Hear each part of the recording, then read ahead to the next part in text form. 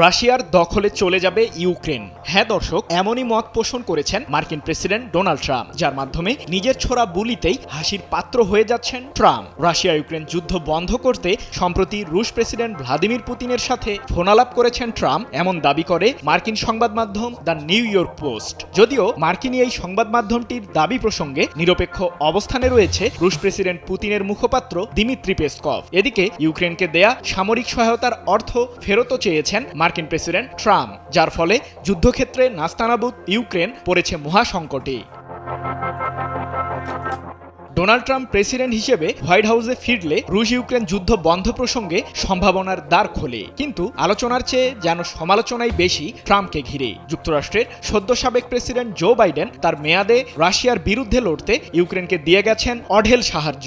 2022 সালে রাশিয়া ইউক্রেনের সামরিক অভিযান শুরু করার পর থেকে মার্কিন প্রশাসন প্রায় 6,500 কোটি মার্কিন ডলার সহায়তা দিয়েছে কিয়েভকে। এবার সে অর্থ আদায়ের পেছনে ছুটেছেন নয়া মার্কিন শাসক।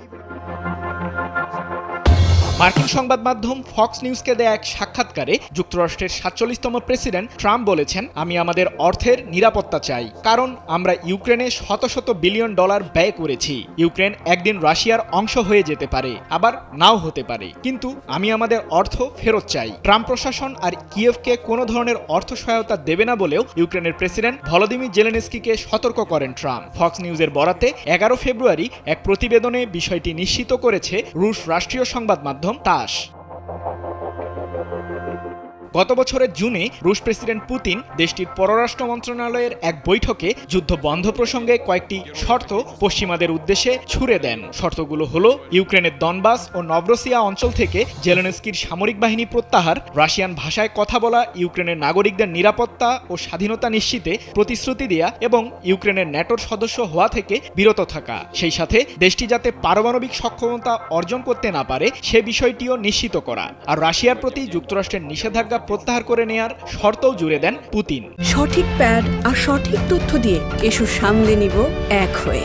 Mona Lisa sanitary napkin. তবে মার্কিন নতুন প্রেসিডেন্ট ডোনাল্ড ট্রাম্প বলছেন ভিন্ন কথা। ফক্স নিউজকে দেয়া সাক্ষাৎকারে ট্রাম্প জানান, আমি যদি 2021 সালেও যুক্তরাষ্ট্রের প্রেসিডেন্ট নির্বাচিত হতাম, তবে রাশিয়া ইউক্রেনে সামরিক অভিযান চালানোর সাহস পেত না।